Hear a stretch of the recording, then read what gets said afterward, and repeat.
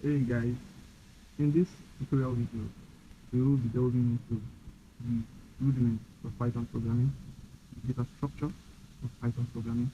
You get to know what a list is, you get to know what a Boolean is, you get to know what a tuple is, you get to know what a dictionary is, and how to apply them to solving real life problems. In this series of tutorials, we'll also take up exercises, right, that help us apply the things that we've already learned while using Python programming, right? To solve real life possible problems. Don't forget, the essence of coding is creating solutions for already existing problems.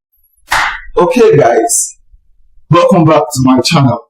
In today's conversation, we're looking at Python data types and variables. And what variable is something you're already very used to. We have Python, what are the data types? What's the meaning of data type? Data types in Python refers to the kind of values that a variable can hold or a variable can refer to and describe. That is what a data type is. So of course, and in Python we have numerical data types. Now what are numerical data types? We have the int data type, which stands for integer. Now what is an integer? What is an integer? The word integer comes from the original Latin word tangere. What is tangere? It simply speaks to something that is intact, something that you can feel, you can touch, something concrete. In other words, it also speaks to something that is whole.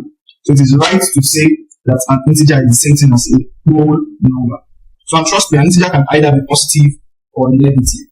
So when we say integer is a data type, it means that you can have positive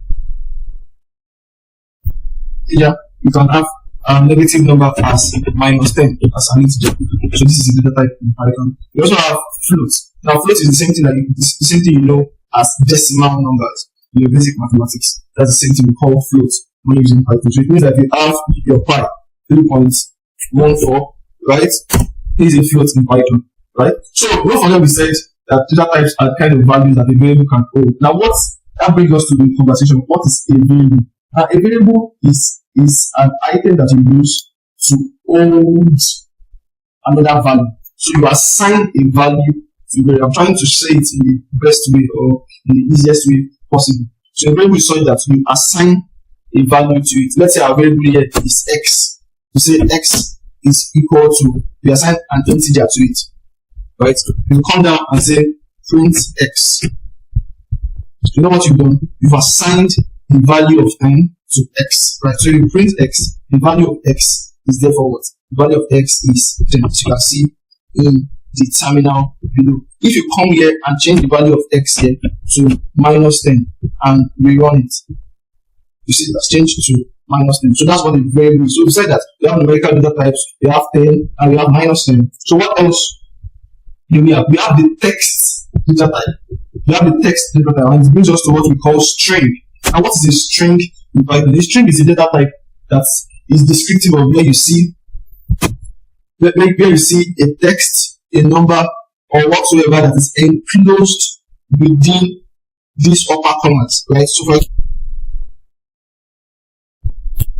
right, if you print x, the value of x has therefore changed to apple. So rather than even call it x, we call it variable x. So we say that we have integer, floats. We also have complex numbers under the numerical data type. We are not looking into that now. So but for now we have the text data type where we have the string, and then we also have the sequence data type. Right? What is sequence data type?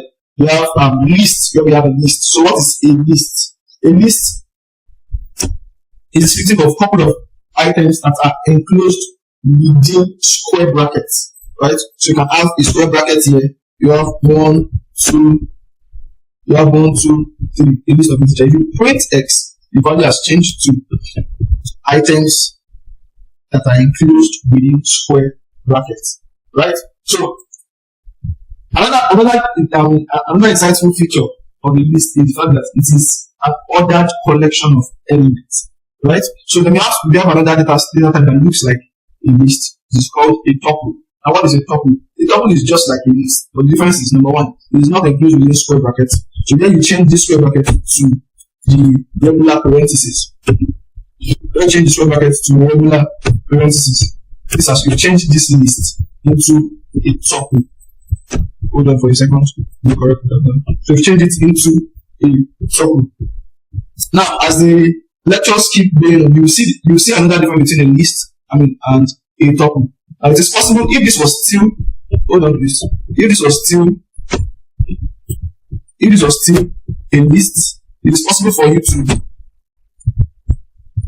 to work on this list and manipulate the list, right? You can change items in this. You can write a code down here and modify the arrangement and not just the arrangement, you can also modify the items and change the items in that list. But where it's a tuple is described as immutable.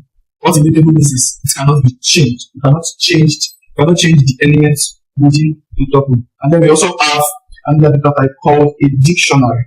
A dictionary is an unordered collection of key value pairs, right? So and it is enclosed. A dictionary is usually enclosed within curly brackets.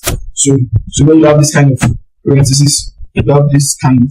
So you have 1, 2, 3, a string of apple, right, and so on.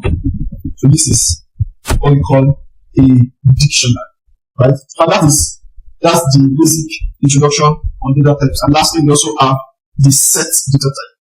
So the set, and what is a set? A set is an unordered collection of unique elements. Of course, when we have the set, we can have a border set, we have a